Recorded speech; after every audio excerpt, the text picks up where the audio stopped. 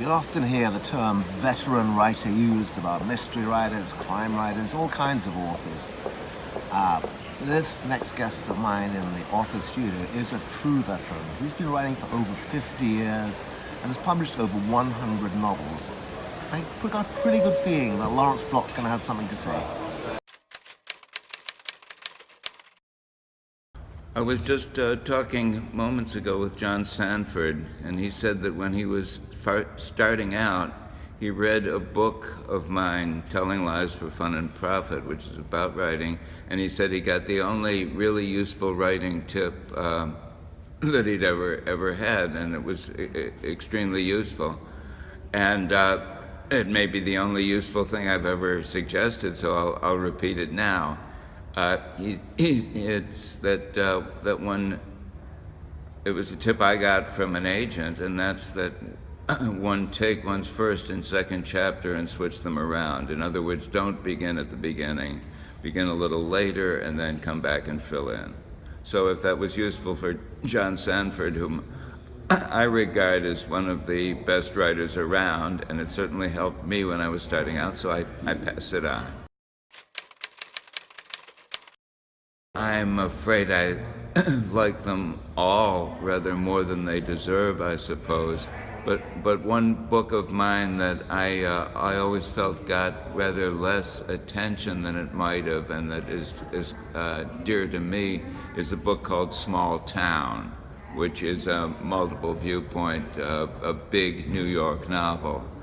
And the reading public is so inclined to read books in series.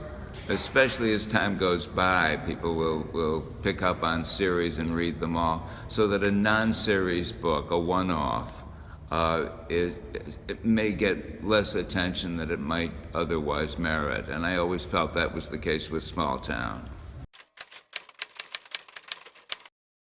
I usually leave town to write. I usually go take a hotel room or an apartment or some neutral premises somewhere, hole up there for a matter of weeks and do my writing that way.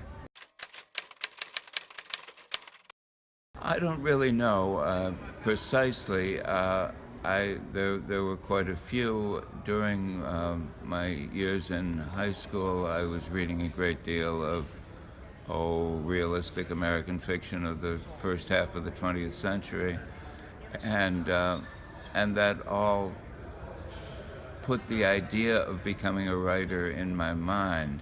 There was a book of Evan Hunter's, a collection of short stories called The Jungle Kids, which gave me a sense that I could write something like this.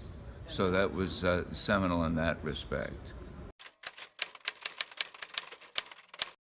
All my pleasures are guilty. I'm afraid I don't know where I could go beyond that. I watch lately a great deal of fact crime on television, but I don't actually. I feel less guilty about that probably than most of the things that I do.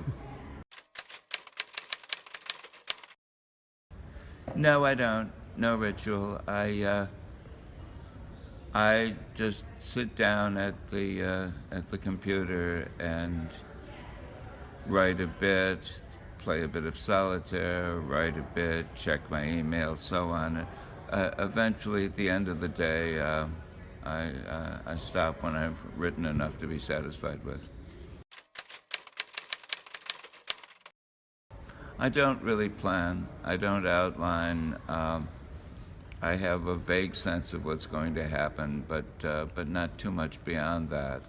I know that one of the principles propounded by Theodore Sturgeon, the science fiction writer, is that if the writer doesn't know what's going to happen next, he needn't worry that the reader will know what's going to happen next. Always covers an awful lot of ground.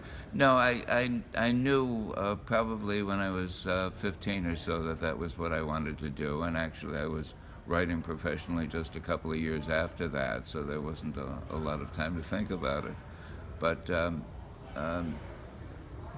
I've known people who knew much earlier than I that that was what they wanted to do. People who were writing stories as children. I didn't have that. It just came to me. That was the awesome Lawrence Block. Thank you for sharing your insights with the Authors Studio. And keep watching, there's lots more to come.